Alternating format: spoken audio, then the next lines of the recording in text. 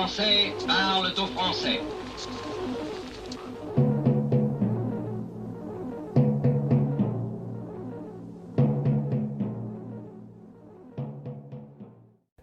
Bonjour à tous, ravi de vous retrouver. Nous sommes vendredi 19 janvier. Première vidéo consacrée à Macron. Macron se prend pour Rocky Balboa. Et donc, on fait un message sur la pratique du sport, 30 minutes. Oui, bien sûr, 30 minutes, oui, t'as que ça à faire. Quand tu passes 1h30 dans les transports en commun le matin et puis le soir, récupérer les gamins, les devoirs, t'as le temps de faire 30 minutes de sport. Enfin bon, bref, il se la joue avec les gants et tout, incroyable. La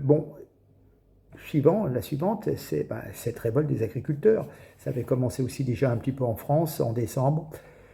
Il y a les images en Allemagne. Bon, c'est toujours en cours. Mais les médias, ils en parlent très très peu. Hein. Heureusement qu'il y a Internet où on peut voir des colonnes de tracteurs qui bloquent tout. C'est incroyable. C'est sidérant, notamment en Allemagne. Et puis, troisième vidéo, bon, il y a une inimitié entre Juan Branco, avocat, et puis donc Gabriel Attal. Ils étaient ensemble à l'école, enfin au lycée, je crois, et bon, il y a toujours eu des problèmes entre eux. Et à peine Premier ministre, Attal charge un cabinet d'avocats prestigieux de contrer les affirmations de Juan Branco, notamment sur les diplômes qu'il aurait eus par complaisance. Je parle de Gabriel Attal. Hein. Voilà. J'ai continué avec une autre vidéo en expliquant que Gabriel Attal, malgré son air mignon tout plein, n'est pas un agneau et que c'est un super arriviste et qu'il faut se méfier de son visage d'ange et que il n'est pas arrivé là où il est en étant hyper gentil. Bien. Alors, ceci découle une autre vidéo derrière où je dis on vit une équipe formidable pour la bonne raison que c'est un truc de fou. Quoi. On en est à parler des diplômes, à parler de la sexualité. Je nomme un ex à moi séjourné comme ministre des Affaires étrangères. Vous pensez qu'à l'époque du général de Gaulle, voire même un peu après, on allait questionner sur les histoires de cocufiage, de couples et de faux diplômes de certains? Non, je pense pas. Bref, fantastique. Pendant ce temps, on ne parle pas des vrais problèmes, l'endettement de la France, l'insécurité, le chômage, etc., la pauvreté, les 10 millions de pauvres, les fins de mois difficiles, le pouvoir d'achat, enfin voilà, bref. Et puis, la préférence nationale. Si je vous dis la préférence nationale, oui, c'est Le Pen, etc., etc. Il m'a figuré que la préférence nationale, c'est quelque chose qui a été mis en place, proposé par des députés socialistes en 1931. Je vais vous donner plus de détails. C'était pour éviter qu'il y ait trop d'étrangers en France. C'est très bizarre, hein, vous voyez, hein, quand vous les voyez maintenant, ils ont la mémoire courte. Et voilà, c'était pour éviter qu'il y ait, si vous voulez, notamment une baisse des salaires, parce que les patrons prenaient des travailleurs étrangers qui payaient moins cher, plutôt que les travailleurs français. Donc on avait dit pas plus de 5 ou 10% de travailleurs étrangers dans une usine avec des contrôles. Voilà, donc il faut le savoir. La préférence nationale, c'était au départ une idée de gauche. Voilà, comme quoi, parfois, le passé rattrape le présent. Sur ce, merci, partagez, en espérant d'avoir un peu plus que 300 ou 400 vues. Et puis à très bientôt. Merci, au revoir. Bonjour à tous, bonjour TikTok.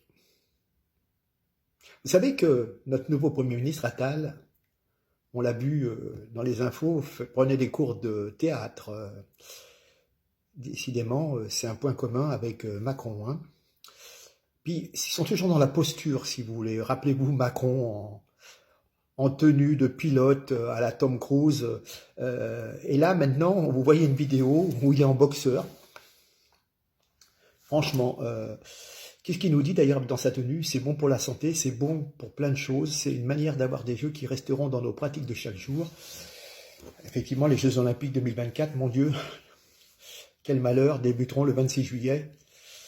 Ça sera un événement majeur au milieu du second quinquennat de Macron. On va voir comment ça va se passer. Je crains le pire. Il nous dit que c'est dans 200 jours ça commence, voilà. Hein. Et puis donc, effectivement, son gouvernement a fait du sport une grande cause nationale cette année. L'activité physique a déjà été renforcée à l'école avec les 30 minutes de sport obligatoire pour tout le primaire et encore plus de sport au collège. Oui, c'est facile de faire du sport. En primaire, vous allez faire courir les gamins, vont être plein de transpiration et puis ils vont rester tout l'après-midi tout mouillés, tout dégueulasse. Enfin bref. Alors, il souhaite voir beaucoup de médailles françaises, mais toujours plus de sportifs amateurs. Il nous explique que l'objectif de 3 millions de pratiquants supplémentaires fixé en 2017 est aujourd'hui atteint et que maintenant, il faut passer à 6 millions de pratiquants supplémentaires. Enfin bref, je ne sais pas d'où il prend les chiffres. Alors moi, j'aimerais qu'il fasse moins de sport, lui, parce que bon, il a joué à Rocky Balboa. Alors je vais vous mettre une vidéo humoristique d'une dizaine de secondes. Son visage a été déformé, il a pris un pain dans la figure. Peut-être vous l'avez déjà vu. Mais effectivement, comment voulez-vous avoir des loisirs quand vous avez déjà des transports en commun le matin d'une heure et demie, idem le soir. Je vous dis pas cet été pour les pauvres Parisiens, ils vont plus pouvoir aller au travail tellement il y aura de bouchons. Il faut encore trouver 30 minutes. Souvent, tu as deux boulots, ou tu as un boulot et tu as un transport qui t'en prend plusieurs heures, et puis il faut s'occuper des enfants, et puis non, non c'est pas bien, parce que vous ne faites pas 30 minutes de sport. Et bien, Coco, quand tu cours pour attraper ton métro, ou ton tramway, etc., hein, que tu jongles avec les correspondances, parfois jusqu'à 3 correspondances pour aller dans ta banlieue, tu n'as pas besoin de faire du sport, parce que des kilomètres t'en fais. Hein. Voilà. Puis j'aimerais que ce monsieur fasse beaucoup moins de sport, mais qu'il s'occupe de redresser la France. Ça, c'est peut-être autre chose, mais c'est ça pour son boulot. Hein. On ne le paye pas pour se montrer avec des gants de boxe, faire le cador, le cacou. Hein. Bref, allez. Au revoir, regarde la petite vidéo. Puis, allez, à bientôt. Bonjour à tous, on est à J-200 des Jeux Olympiques et Paralympiques. Nous allons accueillir en France des Jeux Olympiques et Paralympiques les plus décarbonés de l'histoire. Bonjour à tous, bonjour TikTok. On va parler des agriculteurs, des manifestations. Alors déjà, je rappelle que j'avais vu des images. Déjà début décembre, il y a eu plein de manifestations, notamment, je me souviens de certaines vidéos sur Toulouse, où tout le périphérique était bloqué, des déversements de fumier devant les préfectures, etc., etc. Et très bizarrement, les médias n'en parlaient pas. Je voulais faire une vidéo là-dessus, puis du coup, bon, ben, on fait pas toujours comme on veut. Mais ça m'avait interpellé, c'était une omerta là-dessus. Hein. Bon, bref. Et puis maintenant, on a commencé quand même à parler un petit peu de l'Allemagne, hein, très légèrement. Surtout sur les réseaux sociaux, hein, où on a pu voir des images. Je vous mettrai quelques images de manifestations. Si je vous dis « zu viel, it's zu viel », trop, c'est trop. Depuis ce lundi 8 janvier, donc, se déploie à travers toute l'Allemagne ce mouvement de contestation des agriculteurs allemands.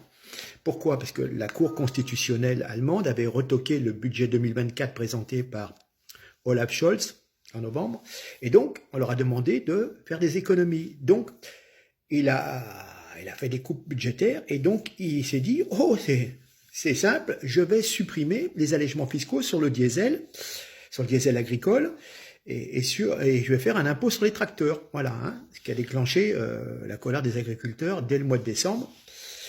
Alors, la coalition actuellement au pouvoir, n'est-ce pas? Parti social-démocrate, parti libéral-démocrate et les Verts.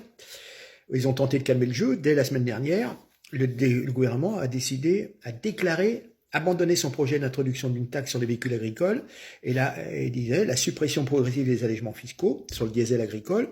Au lieu de faire de but en blanc, je vais étaler la suppression de cet allègement de 2024 à 2026, au lieu de la suppression totale. Mais évidemment, la Fédération des agriculteurs allemands, ça s'appelle DBW, a continué à faire des appels à des manifestations sans précédent pour les 2 semaines à venir. Rien qu'en Bavière, je crois, lundi, 180 actions ont été enregistrées. Voilà. Hein. Et ce mouvement, si vous voulez, prend des allures de grève générale. Hein. j'ai vu des vidéos avec des motards. Il semblerait que de nombreuses entreprises de transport et d'artisans rejoignent le mouvement pour protester entre autres contre l'augmentation du prix des péages, du prix de l'énergie. Ils vont augmenter la taxe sur le CO2. Les ménages allemands vont aussi payer plus cher le fioul, le gaz et le diesel. Donc, d'après un sondage réalisé par le magazine Der Spiegel, 70% de la population soutiendrait les demandes actuelles des agriculteurs. Vous voyez, il y a un mouvement ras-le-bol, un peu comme en France, mais ça a l'air d'être beaucoup plus virulent. Et puis les cheminots sont en train de négocier des hausses de salaire et une baisse du temps de travail. Ils vont être en grève. Donc, blocage des routes, des chemins de fer, la circulation des biens et des personnes dans tout le pays risque d'être paralysée. Voilà. Hein. Donc 2 tiers des Allemands souhaitent un changement immédiat de chancelier. On peut leur envoyer un des nôtres. Voilà. Et puis dans les arguments aussi, dans les slogans, rendez l'argent au peuple. Scholz, démission. C'est la plus grande manifestation d'agriculteurs jamais organisée en Allemagne. Et elle a commencé et ça va durer sur plusieurs semaines. Si le paysan est ruiné, ta nourriture sera importée. Voilà l'un des slogans scandés en Allemagne. Des tracteurs bloquent depuis lundi les voies de circulation dans plusieurs villes, ainsi des entrées d'autoroute. La circulation a même été complètement interrompue à la frontière avec la France. Vous voyez l'ampleur. Hein, toujours par cette suppression des subventions. C'est la même chose pour la France. Hein, ils veulent faire la même chose. Hein. Donc, sur des exploitations moyennes, ça peut être de l'ordre de... Il passe énormément de carburant, hein, de diesel non routier. Ça peut faire, j'avais vu des chiffres, à 25 000 euros. Hein. Voilà. Alors, sur une exploitation, 25 000 euros, ça vous augmente donc vos coûts de fonctionnement de 25 000 euros et du coup, on fera venir des choses d'Ukraine, n'est-ce pas? Voilà. Donc, je vous laisse avec quelques vidéos qui doivent dater de hier. Et puis, histoire de passer l'information. Et puis, on va voir si... mais je sais que les agriculteurs en France veulent aussi bouger. Je crois en Hollande, ça commence aussi. On voit vraiment qu'il y a un ras-le-bol et que on a l'impression qu'ils font tout pour supprimer les agriculteurs. Ce qui fait un petit peu l'identité, hein, l'identité de la France. Et c'est assez inquiétant. Oui, c'est très, très, très, très bizarre. Déjà qu'il y en a de moins en moins. Mais... Et puis, en termes d'écologie, franchement, si vous êtes obligé de faire 1000 à 2000 km à vos légumes pour faire la liaison Ukraine-Pologne jusqu'à votre supermarché et encore de plus loin, faire venir des poires d'Argentine, franchement, parce que on nous parle tout le temps d'écologie, mais justement, il faut manger local. Il y a même un parti qui s'appelle le parti localiste. Vous voyez, donc c'est un truc de fou, quoi. Je veux dire... alors qu'on a des tas de chaînes de supermarchés qui ont fait des accords avec des agriculteurs pour tout ce qui est fruits, légumes, etc.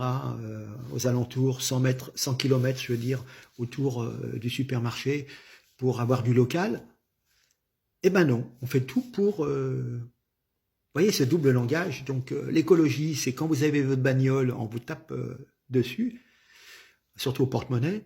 Et puis là, non, ça ne les dérange pas qu'on importe un maximum de nourriture, alors qu'avant, la France était exportatrice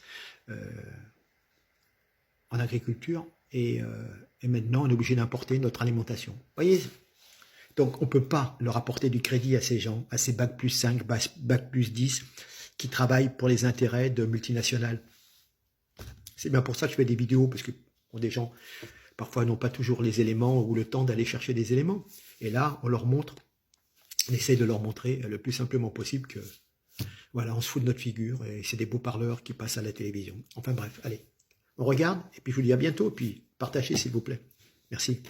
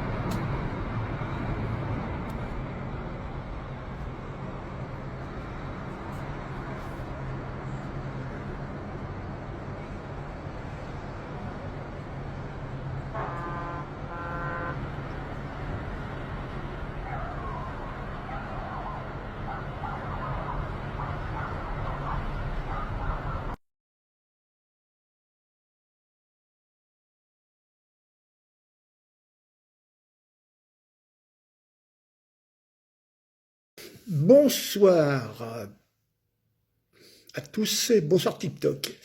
Je vais vous parler de quelque chose qui va ressortir, Juan Branco et notre nouveau Premier ministre Gabriel Attal. Et c'est une affaire qui traîne et vous allez peut-être avoir des éléments d'information.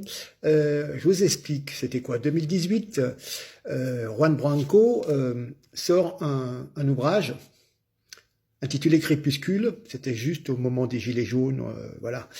Et il démontrait comment l'ascension d'Emmanuel Macron, loin d'un phénomène démocratique spontané, avait pris assise sur une fabrication oligarchique qui bientôt propulserait également Attal, hein, parce qu'en fin de compte, c'est son clone et on le présente de la même façon. Hein. Rappelez-vous, Macron, c'était le meilleur économiste, etc., etc. Bon, on a vu le résultat. Voilà. Et donc, dans cet ouvrage, ça offrait une plongée inédite dans la façon dont le pouvoir se construisait en France, et ça fait immédiatement scandale. Et voilà, et ça fait dans le tout Paris, voilà, on en parlait. Il y a eu un phénomène, je crois. 1 million de personnes le téléchargent, 500 000 en écoutent la version audio, et en librairie, 170 000 l'achètent. Hein, donc voilà. Et ça explique que Gabriel Attal, qui n'était personne, qui n'était juste un député de 28 ans, pistonné par son amant, eh ben, il vient d'être nommé 5 ans après Premier ministre. Et donc c'est la confirmation de tout ce qui était annoncé dans le livre. Voilà. Hein. Donc, il y a maintenant un problème, c'est que Gabriel Attal veut se faire la tête de Juan Branco. Celui-ci a sous-entendu que pour son diplôme, c'était, disons, un petit peu du bidonnage. Il y a eu un petit peu de piston pour l'obtention de ce diplôme. Voilà, comment ça s'appelle déjà? Voilà, c'est ce qu'on appelle une validation d'acquis. Comme par hasard, Attal avait été recruté auprès de la mère de sa meilleure amie au cabinet du ministère de la Santé, et puis il s'était vu offrir un stage à la Villa Médicis avec Frédéric Mitterrand, voilà, qu'il lui avait accordé. Donc, vous voyez, beaucoup de pistons, etc. Donc, du coup, maintenant, la première chose que fait Gabriel Attal en tant que Premier ministre, c'est-à-dire qu'il met toute la puissance de l'État pour se payer la tête de Juan Branco et de faire bloquer ses livres, parce que voilà, hein, donc on ose mettre en doute la validité de ses diplômes, et voilà, c'est le pot de fer contre le pot de terre, et donc un puissant cabinet d'avocats qui est chargé de menacer, de faire des actions en justice contre Branco.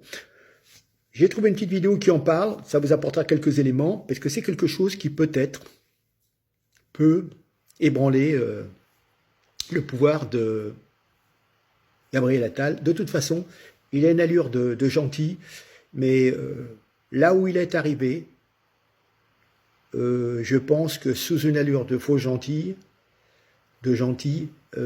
C'est certainement quelqu'un qui a des dents très très longues et qui est fabriqué par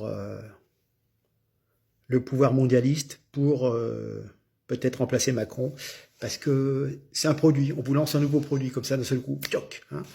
Il a sorti 2-3 trucs pour l'éducation nationale, mais qui n'ont pas été appliqués. Bon, hormis la baya, mais bon, c'est un détail. Vous voyez ce que je veux dire? Voilà, bon. Mais c'est surtout des effets d'annonce, c'est surtout de la communication. Du coup, il s'est trouvé une super belle, un beau pourcentage dans les sondages, et voilà. Je vous rajoute la vidéo, et puis, voilà, c'est un élément de réflexion. À vous de voir, mais sachez que on risque d'en reparler. À plus, merci.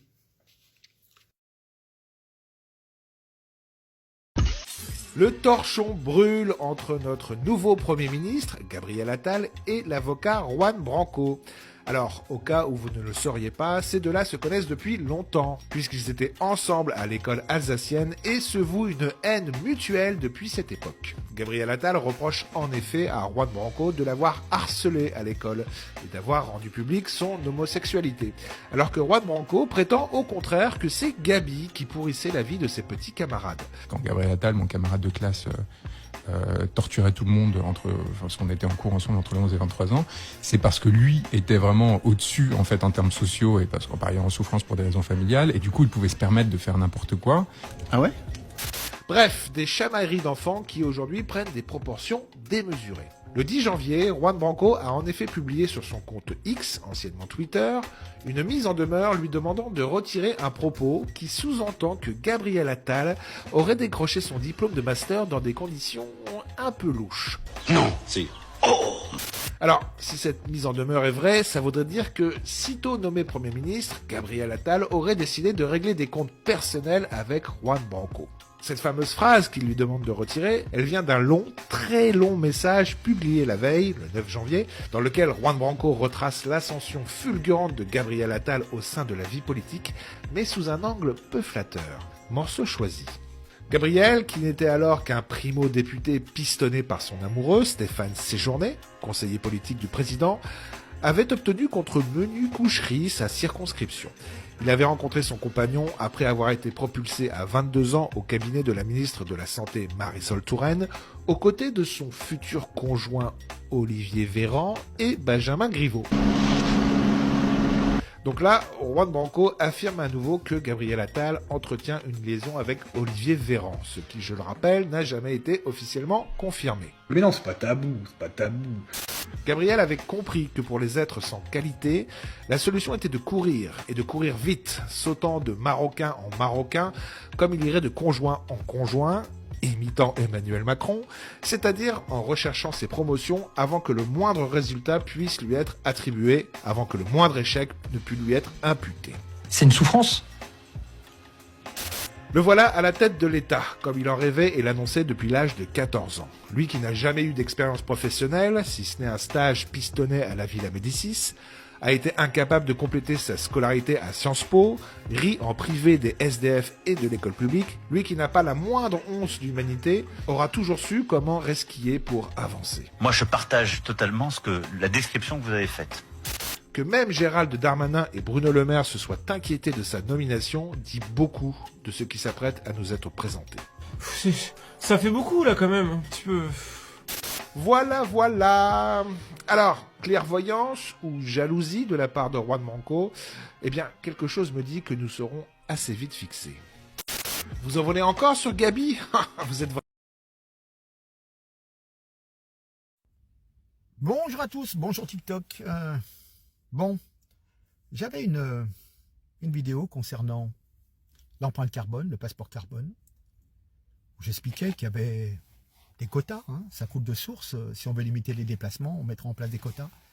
Eh ben, TikTok l'a supprimé. C'était peut-être trop tendancieux, je sais pas, mais trop complotiste. Enfin bon, c'est comme ça. Et pourtant, si on met en place des quotas, c'est justement pour limiter les déplacements des gens. Mais bon, il ne faut pas le dire. Bref. Bon, Macron, ce soir, incroyable.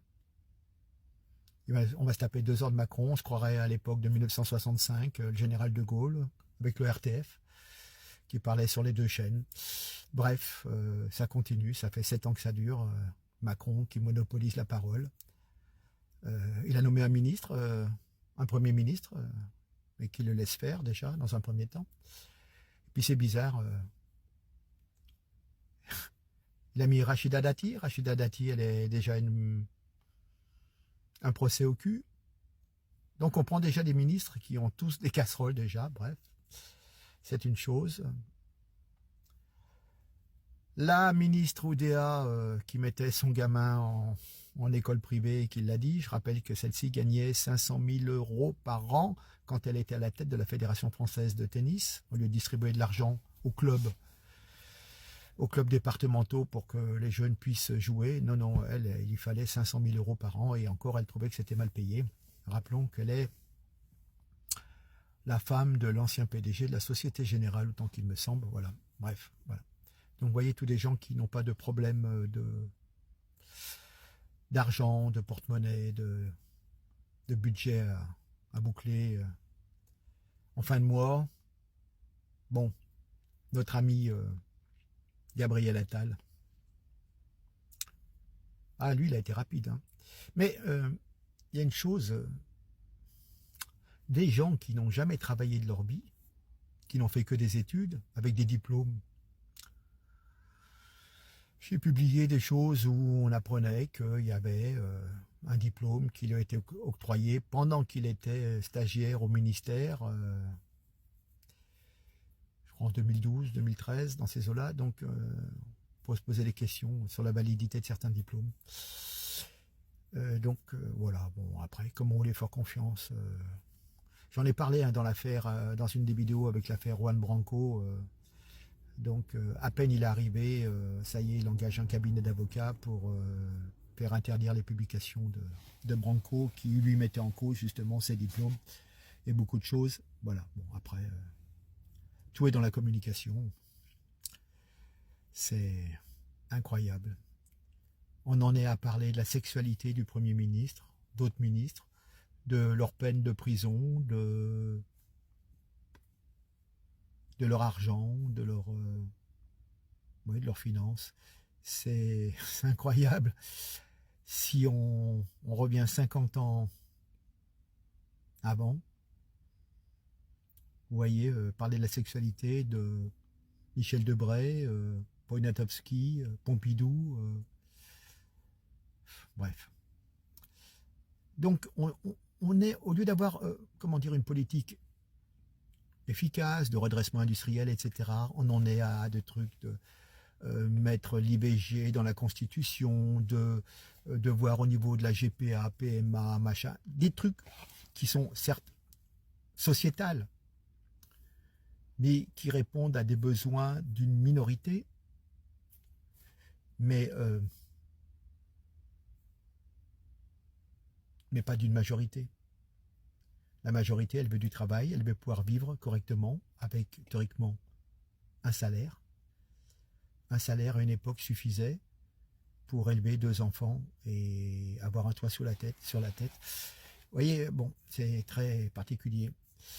Donc, beaucoup de gens de ma génération ont une certaine nostalgie de ce que c'était avant. Ça peut paraître vieux con, mais quand on voit toutes les énormités qui se passent aujourd'hui, c'en est affolant. C'en est affolant. Il y a des tas d'associations de défense des migrants, des diversités, et puis tous les jours il y a des agressions, il y a des femmes qui se font violer, des mamies qui se font violer, 75, 80 ans. Personne dit rien, personne... ah oui, mais c'est pas bien, parce que si c'est des étrangers, ça serait raciste, ça serait discriminant. Donc, taisez-vous. Taisez-vous.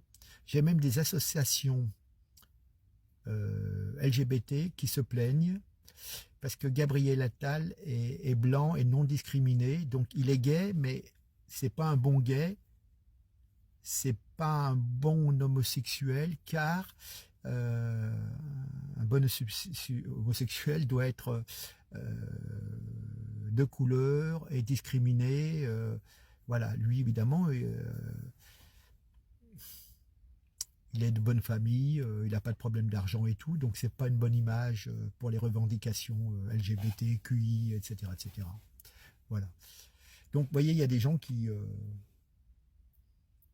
en deviennent homophobes en étant eux-mêmes homosexuels parce que ça correspond pas à l'image qu'ils veulent donner. Enfin bref, un truc de fou, quoi. Bref, allez, je vous laisse, mais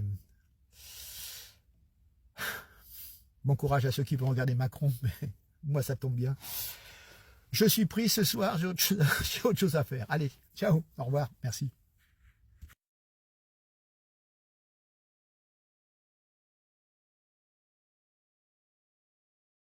Bonjour, moi je voudrais revenir sur les manifestations qui ont eu lieu le week-end dernier. Des gens se sont mobilisés pour reparler de la loi immigration. Et puis ils se déclarent humanistes et solidaires avec les migrants, bien entendu, pas avec les Français les plus défavorisés. Et puis généralement qu'ils s'opposent à la préférence nationale. Mais on l'a déjà dit, la loi immigration ne contient que des mesurettes, mais pas de préférence nationale, car cela est impossible dans le cadre des traités européens. Il faudrait plutôt parler d'une espèce de préférence européenne. Voilà. Mais bien avant l'entrée dans l'Union européenne, la préférence nationale a été prônée par la gauche. Ces gens-là connaissent pas leur dossier. En août 1931, le groupe socialiste a déposé une proposition de loi tendant à la protection de la main-d'œuvre nationale. Ça interdisait pour une période limitée l'entrée des étrangers en France. C'était pas d'une mesure discriminatoire ou pire raciste, comme certains veulent faire croire aujourd'hui, mais c'était un moyen pour la gauche d'empêcher les patrons d'exploiter à bas prix des ouvriers étrangers et donc de faire baisser le coût de la main-d'œuvre pour les travailleurs français. Voilà. Hein, tout ce qui pourrait ressembler avec la situation d'aujourd'hui n'est pas accidentel. Voilà. Hein. Il y avait un deuxième article qui fixait un seuil maximal de 10% de travailleurs étrangers dans les entreprises et prévoyait des amendes pour les patrons qui étaient contrevenants à cette loi. Un an plus tard, le 10 août 1932, une autre loi a été votée à l'initiative de Édouard Herriot, n'est-ce pas, groupe républicain radical et radical socialiste, qui prévoyait une limite de 5% de main-d'œuvre étrangère pour le secteur public, protégeant ainsi la main-d'œuvre nationale des citoyens français. Cette politique de préférence nationale sera amplifiée au cours du Front populaire. Et oui, Max Dormois, hein, on envoie des rues Max Dormois dans les municipalités communistes. Il était ministre de l'Intérieur socialiste du gouvernement Blum. Il a donné des instructions fermes au préfet de refouler impitoyablement tout étranger qui cherchera à s'introduire sans passeport ou titre de voyage valable. Et cette loi de préférence nationale a été abrogée en 1981 par François Mitterrand. La raison, car cette loi était contraire au traité européen signé par la France. C'était donc le début de l'ingérence supranationale et de la fin de la souveraineté nationale. Vous savez, en fin de compte, vous regardez dans le passé et vous retrouvez des situations qui sont communes. Alors, à l'époque, on voulait éviter qu'il y ait trop d'afflux de travailleurs italiens, polonais, etc., etc. Voilà, donc c'était limité à 5 ou 10%. Voilà. Hein, donc, quand vous voyez des maires de municipalités ou des présidents de département qui refusent d'appliquer la loi, c'est un sacré privilège. Comment? Refuser d'appliquer la loi? Ouais. En fin de compte, il s'oppose en réalité à toute forme de régulation du flux migratoire. Donc, quelque part, sous un aspect humaniste, c'est tellement facile, il favorise une forme moderne d'esclavage. C'est ce qu'on appelle l'ubérisation du travail. Voilà, vous pouvez constater le flux ininterrompu de livreurs à 2 roues exploités comme des esclaves modernes, dont le comportement dangereux a été signalé à plusieurs reprises par les citoyens, les habitants des villes, des gens qui ne respectent pas le code de la route, qui livrent, voilà, qui livrent des repas, des pizzas, etc., etc. Mais personne s'émeut de ce problème, hein, voilà. Et puis souvent, cette activité cache un trafic lié à de la main-d'œuvre sans papier et du travail au noir, du travail dissimulé, etc. Mais ça, non. Voilà. Donc, vous voyez, c'est toujours le même problème. Cet angélisme de la gauche produit bien souvent l'effet contraire que celui recherché par ces gens-là qui se disent le cœur sous la main. Parfois, certains sont de bonne foi, mais ils sont comment dire, ils sont aveuglés. C'est un aveuglement idéologique, c'est ça que je veux dire, qui les empêche d'avoir une évaluation objective de la réalité, des problèmes, des flux migratoires et des personnes qui, dans un état de pauvreté, des personnes hors la loi, et ça favorise donc le travail dissimulé des migrants et donc une espèce, je le répète, d'esclavage moderne. Voilà. Donc, il faut toujours mettre des garde-fous, une réglementation, de faire en sorte que, sinon, certains patrons vont délaisser des travailleurs déclarés français, quand je dis français, des citoyens nés sur le territoire de France ou ayant des papiers, quelle que soit leur origine, pour justement prendre de la main-d'œuvre qui vient d'arriver et qui ne connaissent pas les lois et les payer au lance-pierre et voilà. Avec tous les risques d'accidents, de malfaçons, etc., etc. Petit rappel, c'était l'histoire et c'était la gauche qui avait imposé donc cette préférence nationale au départ. Et ensuite, évidemment, ça a été repris par le Front National dans les années 70, 80. Hein, voilà. Comme quoi, allez, partagez, ça me fera plaisir. Au revoir.